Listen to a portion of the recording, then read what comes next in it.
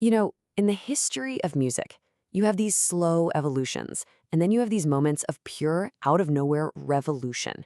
Today, we are diving headfirst into one of the biggest ones, the incredible story of how American jazz completely reinvented itself. We're talking about going from the structured, almost march-like sounds of ragtime to the wild, complex freedom of bebop, all in just a few decades.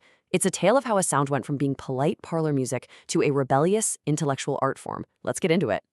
So let's just think about that for a second. What does a revolution actually sound like? It's more than just a new style, right? It's the sound of rules being shattered. It's the sound of creative frustration finally boiling over. And it's the sound of a whole new generation carving out a space for themselves. We're going to trace that exact sound from its very polite beginnings all the way to its explosive conclusion. Okay, so first we've got to set the stage. At the turn of the 20th century, a new sound was absolutely sweeping America. It was energetic, it was bouncy, it was syncopated, and it was called ragtime. This was the foundation. This was the musical world that the first jazz revolutionaries were born into. Now, the key thing you've got to understand about ragtime is this kind of funny contrast. Even though it sounded so wild and new with its ragged rhythm, it was almost always written music.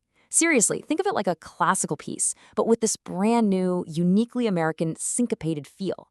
This was music you bought as sheet music. You took it home and you learned to play it on your piano, note for note. And the king of this whole world, the guy at the top of the composed tradition, was Scott Joplin. His tune Maple Leaf Rag was a massive hit. It perfectly defined the sound of the era. So that was the status quo. Highly composed, super popular, and without a doubt, the sound of American pop music. But, as you can probably guess, that wasn't gonna last. The first real cracks in this perfectly constructed world came from one man with one horn, Louis Armstrong. He was about to introduce a totally radical new idea to the very heart of American music, the unbelievable power of the individual. And this picture just brilliantly illustrates the point. Armstrong wasn't some outsider just trying to tear things down. Oh no, he was a master of the old way. This is his own handwritten music for cornet chop suey. He knew the composed tradition inside and out. And that's exactly what made what he did next so powerful. He knew precisely which rules he wanted to break. So between 1925 and 1928, with his legendary Hot 5 and Hot 7 recordings, Armstrong completely flipped the script. See, before him, jazz was mostly about the group, the whole ensemble playing together. Armstrong yanked the spotlight and pointed it directly at the soloist. He popularized scat singing, and, maybe most importantly, he started truly improvising, making up entirely new melodies, right there on the spot, just based on the song's chords. After that, jazz would never, ever be the same. So Armstrong made the soloist king, right? And that idea directly lit the fire for the next huge thing, the swing era. But even while swing was conquering the entire world, a new generation of musicians was starting to feel that familiar itch, that little bit of creative restlessness. And the swing era was huge. I mean, literally. We're talking about massive big bands, 16, maybe 18 musicians strong, packing dance halls from coast to coast. And sure, there were still amazing solos, but the music itself got highly arranged again. It was music made for dancing, where every section knew exactly what to play and exactly when to play it. And if you were a young, ambitious player back then, this started to feel like a cage. A really beautiful, popular cage, but a cage nonetheless. They'd absorbed Armstrong's lesson about freedom and improvisation, but here they were, stuck playing the same written-out parts night after night. They wanted more. They wanted to push things, but the whole big band machine was holding them back. And who better to put that feeling into words than the man who would lead the next revolution, the great alto saxophonist Charlie Parker. You can just feel the frustration in this quote. He could hear something new, something more in his head, but he just hadn't figured out how to get it out of his horn yet. Well, that's something else he was hearing. It was about to arrive. And that brings us to the second, and you could argue even more explosive, revolution. If Armstrong's revolution was all about the soloist, this next one was about pure complexity, about speed, and about creating a whole new musical language. Welcome to bebop. So what was bebop? Well, in a lot of ways, it was everything swing wasn't. It was blisteringly fast, it was built on these incredibly complicated harmonies, and you can forget about dancing.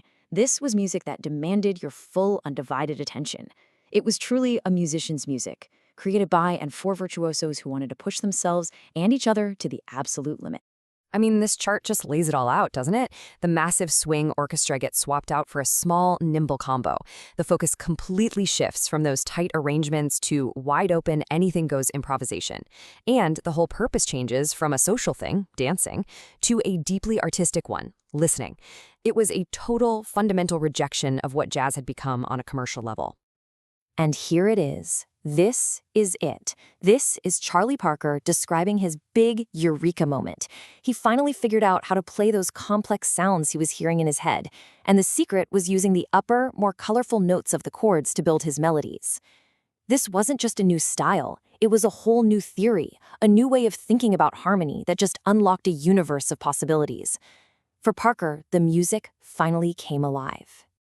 Now, bebop was controversial. Let me tell you, a lot of the older musicians absolutely hated it. But its impact, undeniable. It didn't just slam the door on the swing era, it laid the groundwork for pretty much every single form of modern jazz that came after it.